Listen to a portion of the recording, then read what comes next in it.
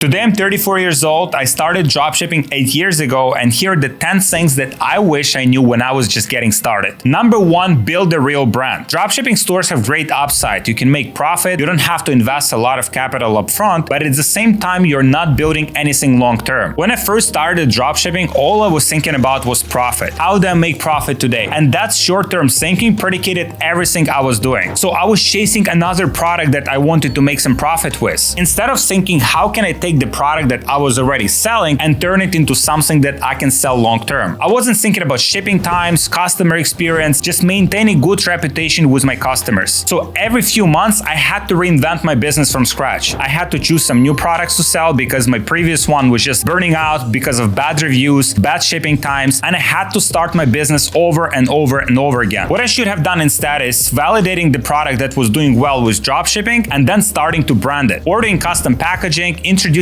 some products that are recurring or subscription so I could get some repeat customers to my store, and introducing some new products to turn these one product stores or one product funnels into real sustainable niche stores. Because if you're running dropshipping store, you're making profit short term, but you're not building the exit value of your brand. And if you build a good brand, you can exit it for life-changing amounts of money. Number 2, improve, don't imitate. A lot of people getting into dropshipping just copying other people. They're copying their landing pages, they're copying their ads, instead of thinking what they could do better. They don't innovate and don't bring any new ideas to the market. What you should be doing is looking at your landscape of competition and seeing what you can improve. Maybe you can make products a little bit better, maybe you can make websites a little bit better, maybe you can send more emails, maybe you can add some new products to your store that differentiates you from your competition, maybe you can add another traffic source that would also give you competitive advantage. So constantly thinking about improvements that you can make with your business instead of just blindly following others and copying others is the secret to success. Number 3, focus on what lasts, not on what's popular. Many times dropshippers are jumping on these products that are viral or products that have a lot of views, but they don't think about how long that product will actually sell. Sometimes you jump on the product and you only can sell that product for a few months and then it dies out because of seasonality, maybe because it's Valentine's Day product or a Christmas product. What you want to do instead is choose niches where you can sell products for years to come. With your products, you want to sell something that you can sell today, and you can also sell those same products 3-5 years from now. And it comes down to these 2 factors, your niche and your product. So for niche, you want to choose niches where people have evergreen demand. For example, today people have problem with back pain. 3-5 years from now, they'll still have problem with back pain. It doesn't go anywhere. And for products, when you do your research, you have to ask yourself, is that the product that will still solve the problem that I'm trying to solve right now in few years from now? Number 4, speed matters, so move fast. When I first got started with e-commerce, I was overthinking everything. I wanted to have a perfect website, I wanted to have a perfect product, I wanted to have a perfect ads, and so all of that took me months just to put together. Instead, I should have just put all of that together in 1 week. Even if it wasn't perfect, just get it to the market and see what market tells me. And then based on that data that I was getting, start making improvements and scale my business. Even if your first store is not perfect, you're still getting some data to show you what you need to improve. A few weeks ago in the airport, I met this guy and he comes to me, it's like, Alex, I followed you for years and I'm very excited about e-commerce. And I'm like, okay, cool. So do you run e-commerce business? And he's like, no, I don't run e-commerce business, but I've been thinking about this for the last 3 years and one day I'll start it. And I'm like, wow. I mean, what should have taken you like 1 week to launch takes you 3 years. It's way too much time. You cannot be overthinking it. You cannot be waiting for all of the environment and all of the circumstances to perfectly align. You just have to get going and you have to move fast. Number 5, you can't improve what you cannot measure. Everything in business comes down to one thing, and it's numbers. Numbers will tell you the whole story about your business. It will tell you how good your product is. It will tell you how good your website is. It will tell you how good your ads are. So you have to have numbers for everything, and you have to know exactly what you have to optimize for. And if you cannot track it, you cannot improve it. Think about your health. Let's say you want to lose weight, and the first step is to measure your current weight. Let's say you weigh 200 pounds. You want to get to 180 pounds. So you have 20 pounds to lose. Okay, so now you calculate how many calories you have to eat per day and how many calories you'll lose on a weekly basis until you get to 180 pounds. So everything comes down to numbers. It's the same thing with business. Let's say your business is here doing $10,000 $1,000 per month in sales and you want to get to $100,000 per month in sales. How many sales you would have to generate every day to get to that number? You reverse engineer that number per month, then you reverse engineer it per day, so now you know exactly what you need to do on a day-to-day basis, how much money you have to spend on ads, how many products you have to buy to fulfill your orders to get to those numbers. Which leads me to the number 6. Listen to the data, not your feelings. This one is my least favorite because I'm victim to this myself. Sometimes I would spend a lot of time on the product, I would spend some time on the website or maybe on the ad that we're creating, and then I would get emotionally invested in that thing. So when we start spending money on that and it's not working right away, I would get like,